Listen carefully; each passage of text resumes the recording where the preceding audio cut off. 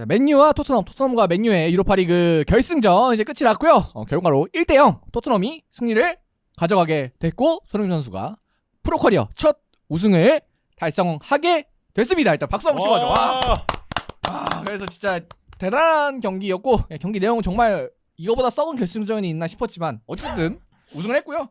네, 그렇게 됐습니다. 그래서 우승 얘기 더 나눠보기 전에 일단 경기 얘기부터 좀 풀어놓고 가면은 일단 전반전에 토트넘이 이제 부상 여파로 좀 중원이 수비적으로 좀 구성이 됐어요. 벤탄쿠르, 비수마, 그다음에 사르 이렇게 나오고 특히 손흥민 선수 전반에 빠지게 되면서 확실히 토트넘은 수비를 하겠다. 이게 좀 보였어요.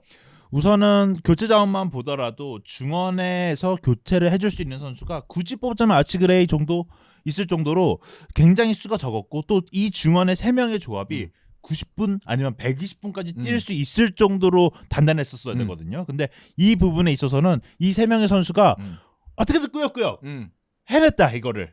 결국 한 골도 안 먹혔다는 것 자체가 성과를 만들어내지 않았나라는 생각이 좀 듭니다. 그리고 라인업뿐만 아니라 좀 경기 내용에서도 확실히 좀 크로스나 뭐 롱볼 이런 거 이용하면서 확실히 토트넘 입장에서는 공격보다는 좀 수비에 집중한 그런 플랜 A 형태이긴 했습니다. 일단 네, 역시 포스테코글루 감독답게 공격을 전혀 포기하진 않았지만 미드필더 3명 중에 2명이 모두 수비만 하고 한 명은 공격 가담을 하는 형식으로 이루어져서 수비를 우선적으로 했다고 볼 수 있는데요. 그럼에도 불구하고 전방에 3명밖에 공격에 참여하지 못했음에도 공격을 할 땐 공격을 하자라는 전술로 하프스페이스를 침투하는 그 미리 약속된 전술로 골까지 결국 만들어낸 게 굉장히 경기 운영을 잘 했다고 생각합니다. 그래서 전반전에 진짜 득점까지 또 터지게 되면 또 약간 운도 따랐잖아요. 전반 득점이. 그렇게 되면서 토트넘이 정말 최고의 전반전을 보내게 됐고 반대로 이제 맨유 입장에서는 명단이 나올 때 이제 마운트가 나왔고 그리고 이제 디알로가 최근에 또 복귀가 됐기 때문에 선발로 출장하는 그런 뭐 평소와 똑같은 3-4-3 포메이션으로 나오게 됐는데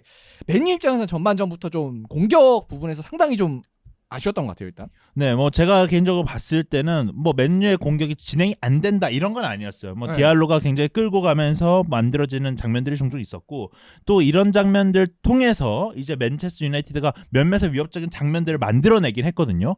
하지만 이게 마무리가 된다? 뭐 이런 느낌도 없고 또 최전방 공격수인 호이른이 그렇게까지 좋은 모습을 보여주지 못하니까 이게 골이 들어갈 것 같은 분위기는 아니었다. 골은 안 들어갈 것 같다라는 뉘앙스가 많이 풍겼던 경기였어요. 뭐 그리고 세트피스 부분에 있어서도 이제 맥과이어를 좀 중심적으로 활용하는 채널 전환을 이용하려고 맨유가 많이 노력을 했습니다만 그 노력도 결국 이제 초반에 좀 읽히다 보니까 맥과이어 쪽에 집중 견제가 들어가게 되면서 좀 이게 안타깝게도 맨유 입장에서는 결과가 나질 않았죠. 그래서 전반전에 뭐 맨유가 5개의 슈팅을 때리긴 했지만 XG 값은 0.20에 그치게 되면서 상당히 답답한 전반전을 맨유 입장에선 마치게 됐습니다. 그래서 이제 후반으로 넘어가는데 그래서 저희가 이제 후반에 중계를 하면서도 얘기를 했지만 교체를 좀 맨유가 빨리 하지 않을까 생각을 했는데 이게 상당히 좀 그러니까 예상보다는 좀 늦게 돼서 오히려 토트넘이 먼저 손흥민 선수를 투입하는 그런 그림까지 나왔어요. 60분 이후죠. 그래서 네. 시간이. 선수 교체로 변화를 깨하기보다 전술적으로 자체에서 변화를 깨했던 것 같은데요. 3백에서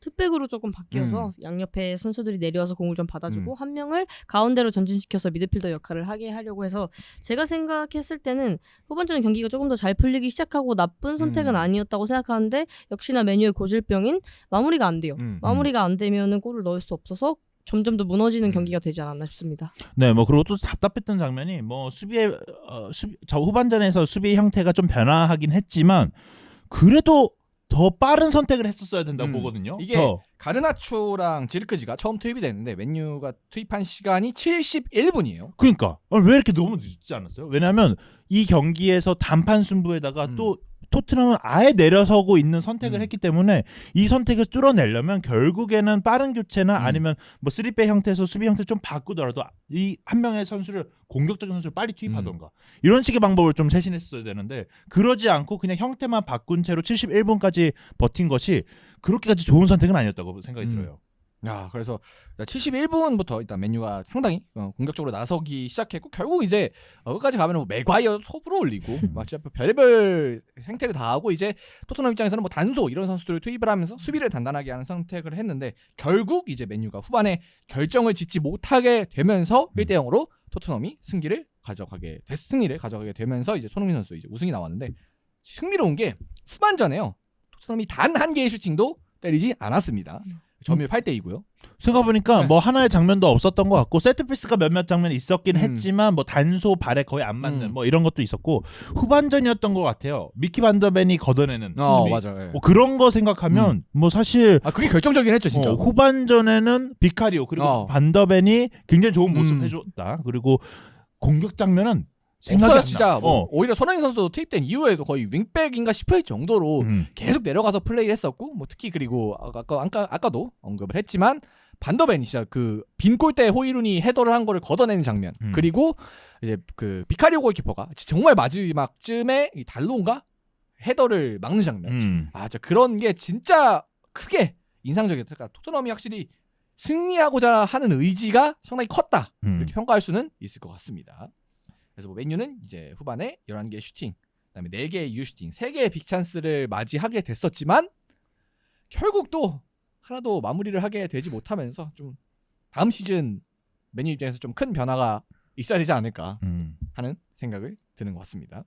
좀 정리를 해보자면 맨체스터 유나이티드 같은 경우에는 이번 경기만 판정해서 봤을 때 매우 답답한 경기를 펼쳤고 그런 경기를 보여준 아모림의 모습이 굉장히 실망스럽다. 그러니까 저는 지난번 이제 사실 이게 먼저 나갈지 저희 회차가 먼저 나갈지 모르겠는데 월요일에 녹음할 시에서는 아모림에 대해서는 좀 긍정적이고 포스텍에 대해서는 좀 부정적인 그런 느낌이 있었는데 이게 오늘 보니까 오히려 아모림에 대한 부정도가 좀 더 다들 올라가지 않았을까 아마 그런 생각이 듭니다. 네. 그리고 포스테글로 감독이 가져왔던 유로파 리그에 대한 행진은 좋았다. 네. 결국 우승까지 이끌어냈다는 것 자체. 그리고 토트넘이 우승 커리어가 굉장히 없는 팀이기 때문에 이런 것만 봤을 때는 굉장히 잘하지 않았나라는 생각이 들었습니다. 그래서 토트넘이 우승이 일단 메이저 대회 기준으로 보면 이제 2008년 그 이렁표 선수가 있었을 당시에 뭐 그런 이제 리그컵 우승이 있고 그리고 유로파리그로 가면은 80년대 한번 우승이 있었으니까 거의 40여 년 만에 유럽 대항전 우승 트로피 그리고 한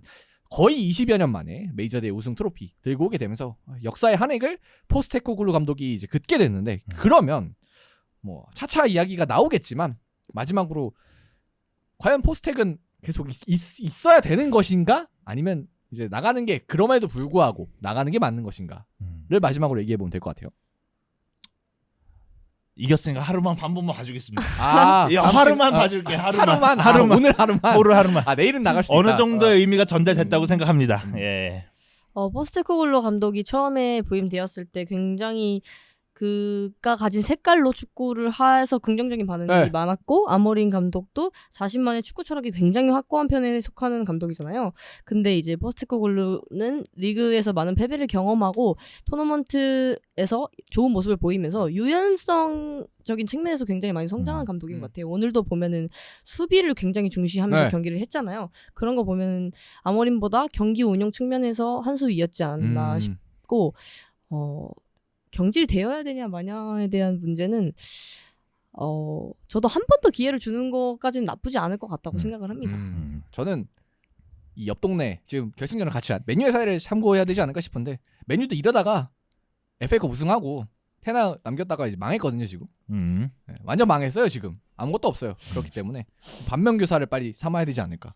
그래서 갈 사람은 가야 된다. 우승 축하드리고요. 좀 가시는 게 모두를 위해서 행복한 결말이지 않을까. 그러니까 사실 지금 가면 모두 가장 베스트야. 다 행복해. 모두가. 그다음에 포스텍 데려가려는 데도 많을 거야 지금 나가면. 그래서 좀 박수 칠 때 떠나는 것도 나쁘지 윈윈 않을 것 같아요. 하는 방향으로 좀 이별하면 되지 않을까 싶습니다. 자 그러면 리뷰 여기서 짧게 마치고요. 자 오늘 손흥민 선수 다시 한번 축하하고 다들 이제 한국 축구 팬분들도 이제 좀 즐겨야 되지 않을까. 진짜 10년의 캐스트가 깨졌다. 와 이거 어렵다. 자 이거는 그래서 저희도 지금 이제 트롯 셀레브레이션 하니까 그거 이제 보고 이제 중계도 마치고 하면 될 것 같아요. 자 그러면은 리뷰는 이쯤에서 마쳐보도록 하겠습니다.